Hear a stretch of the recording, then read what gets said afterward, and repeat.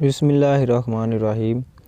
تو دوستو، پہلے ہم نے بات کی تھی کہ سودا کی قصیدہ نگاری کی جو خصوصیات ہیں اس حوالے سے ہم نے بات کی تھی، جو مختلف لوگوں نے رائے پیش کی اور ان کے ممدوحین اور ان میں جو تشبیہ و استعارہ صنائع کا استعمال ہے۔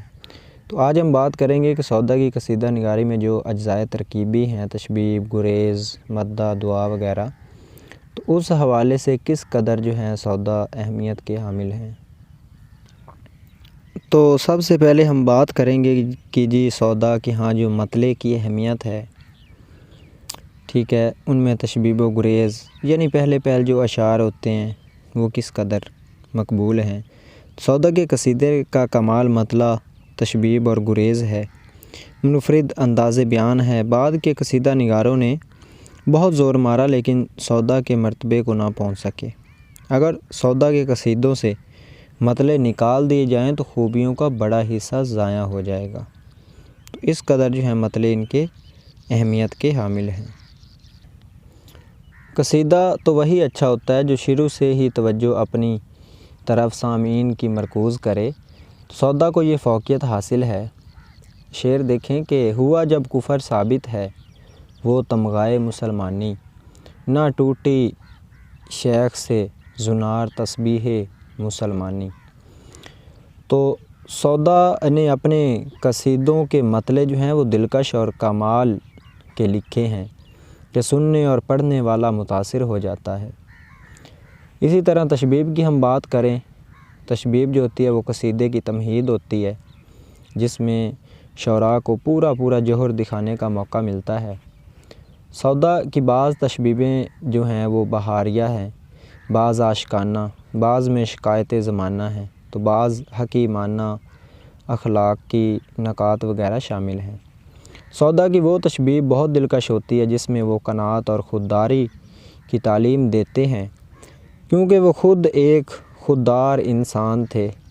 تو اسی حوالے سے تشبیہ کے دو شعر دیکھیں کہ خوشامد کب کریں عالی طبیعت اہل دولت کی، نہ جھاڑے آستیں کہکشاں شاہوں کی پیشانی۔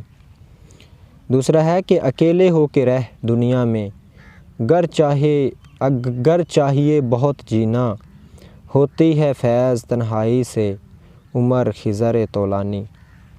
تو اب ہم کرتے ہیں بات جی گریز کی۔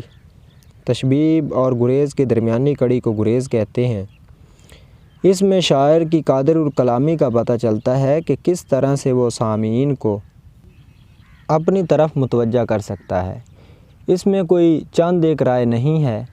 سودا نے قادر الکلامی کے ساتھ گریز کا استعمال کیا اور کم سے کم لفظوں میں زیادہ سے زیادہ بات کہہ کر قصیدے کے ایک اہم جز گریز کو چار چاند لگایا ہے۔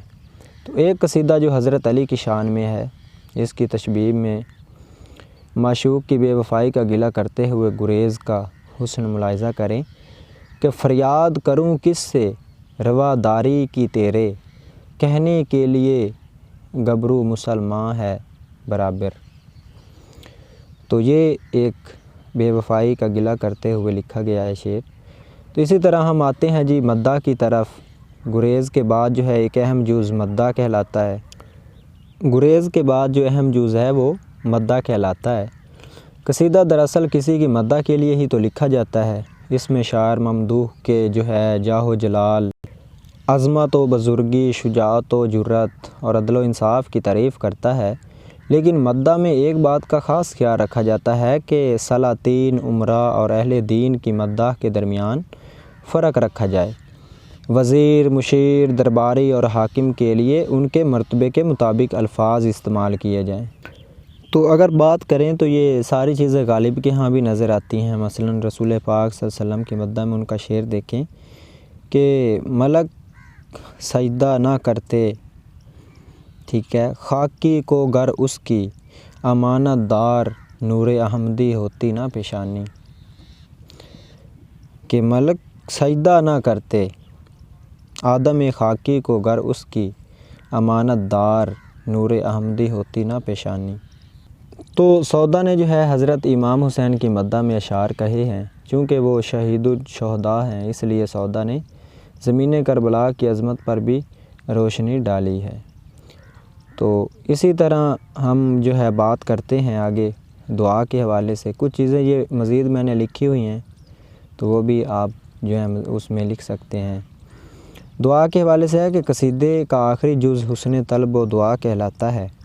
اس میں شاعر ممدوح اور اس کے احباب کو دعا دیتا ہے، اس کے دشمنوں کو بد دعا دیتا ہے. سودا نے بھی اس رسم کو جو ہے برتا ہے.